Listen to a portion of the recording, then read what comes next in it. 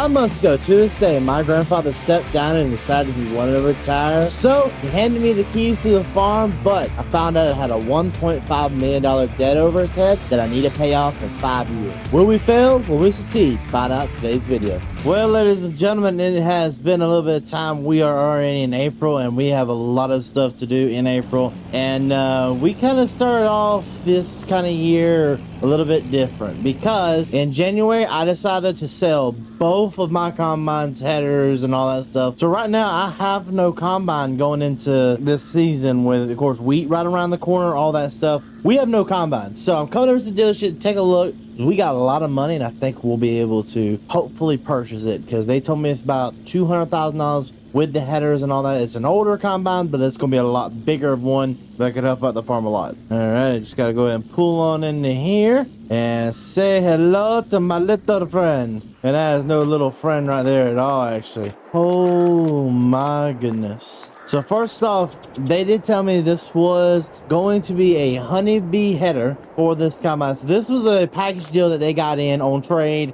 They got to trade up for an X9. I don't blame the guy. I wish I could have traded up for an X9, but I can't. The guy traded in a 245 Air Flex honeybee header, and oh, this thing, yeah, there's just no air system. I think they said they took it off, but it is equipped to where I could put one on there because I think he took it off, put it on his because he had the same header size, which makes no sense. But hey, everyone does your own. So we got that. Also, you have yourself a good S670 John Deere combine with the Demco extensions up there. I like that. I like it. And then a 16-row corn header. Oh, I gotta take a look at this thing. They did leave the keys in here for me so I could pull it forward and just kind of check out this header. And that is a beast of a combine. That right there will do all of our fields. I have no doubt in it whatsoever. And they're only wanting $200,000 for this entire setup. And for that, I don't think that's a bad idea. Especially with the header being a little bit newer of a header, I think we should take it. Especially because as you can see, it folds up. The header honestly is worth a little bit more than that header. Apparently the farmer that bought this originally or traded in,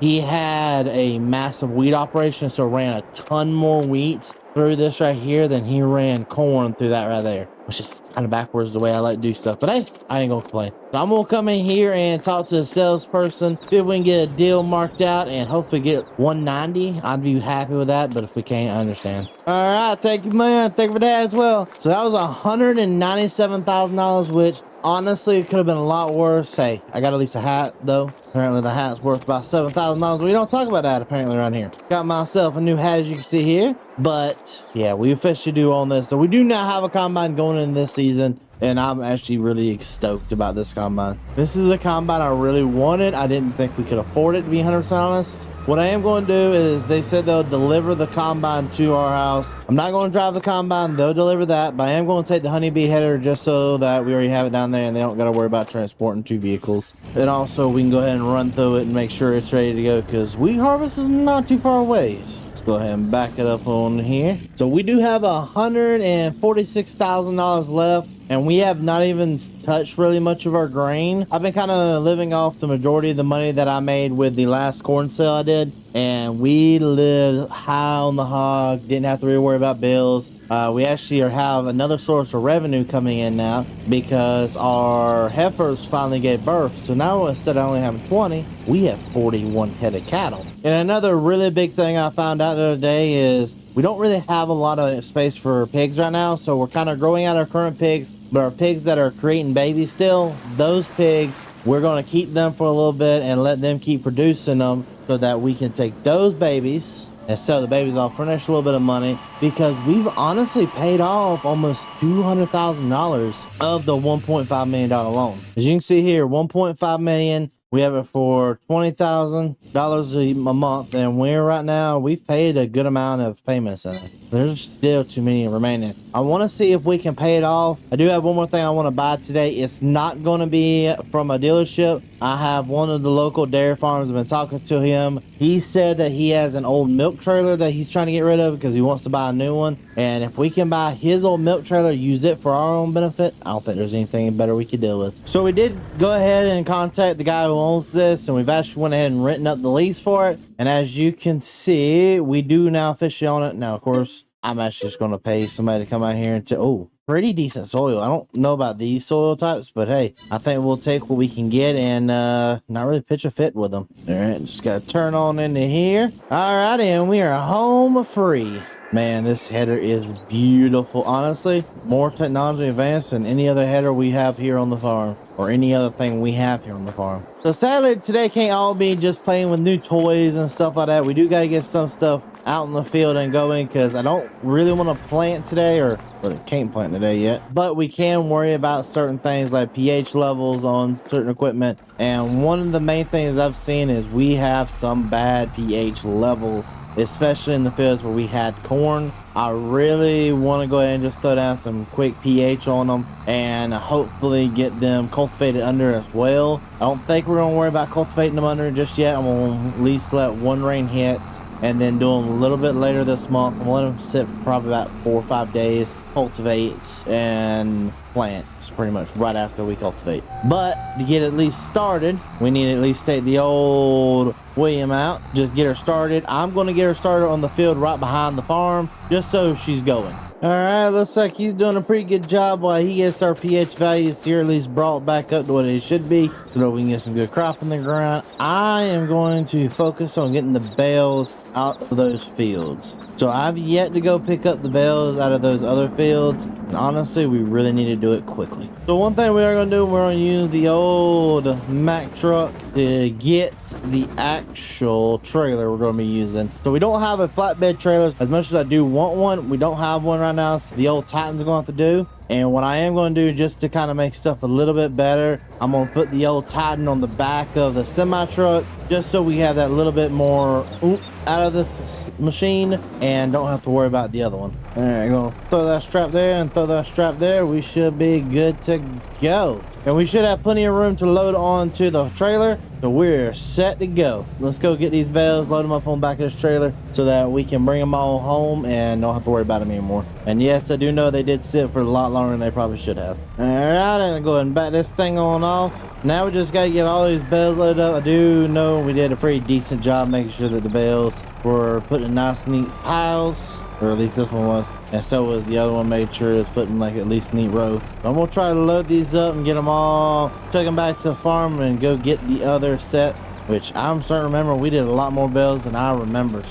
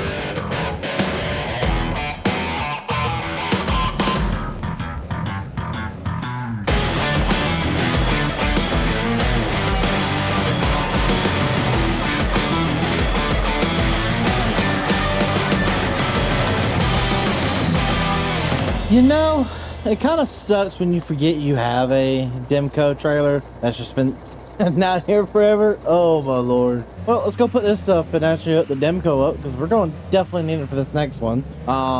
That's interesting. I cannot believe I completely forgot about the Demco. Well, I mean, this trailer did work. Actually, it did really, really well with double stacking. So let's just go ahead and put this back here. Let's go go get that loaded, bring everything back so we can focus on the next task of the day, and that will be getting the milk sold. And the guys are actually feeding the cows now, and they've been texting me and telling me all the baby cows been looking good today, so I'm glad to know that. How do you just forget you own a Demco trailer like this? Now, that's my question. There, perfect. I mean, that's a pretty important piece of equipment that I just casually own on the farm, and apparently just don't want to use. But at least we now have her, so we can now take her to the next job and don't got to worry about doing 15 trips with that other little one. So we can probably do about 2 trips with this. Alrighty, got a pull on in here. So we got this thing fully loaded down. I have somebody else bring in the telehandler, and man, I am impressed we got this thing loaded down like we did.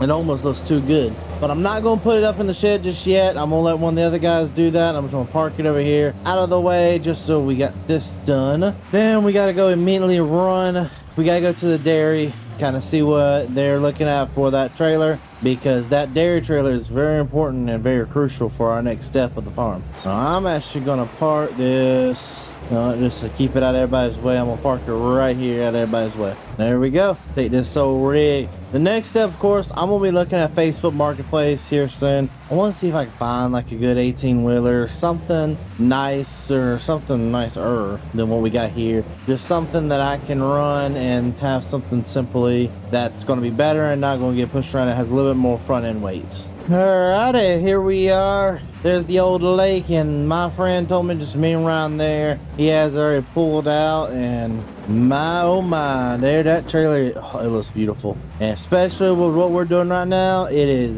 well worth and needed. So we don't have big tanks like this, but this man, you can see he unloads hundreds of gallons a day. He has a fleet of like 4 or 5 of these trailers. He's just selling this trailer. It's the oldest one out of his fleet. He's selling it to hopefully replace with something better, and I'm going to snatch it while I can. He's only wanting $50,000. A trailer like that, especially with the food safety air that agreements on it, that's retailing right now for roughly $80,000, $90,000. Would it be an older trailer, and especially him being a friend, I'm going to take it in a heartbeat and hopefully get it down the road. So $50,000 later, and I'll spend a little bit of money, give him about $708 more so that I can fill the old truck up. Now we have this thing fully ready to go. And honestly, this is the last piece of equipment that we desperately needed for a little bit, other than like a couple other ideas that I do have for the farm. Alright, we're good on both sides. Let's hit down the road. Alrighty, so just a little bit of a quick information. I know this is a completely different trailer, what you just saw.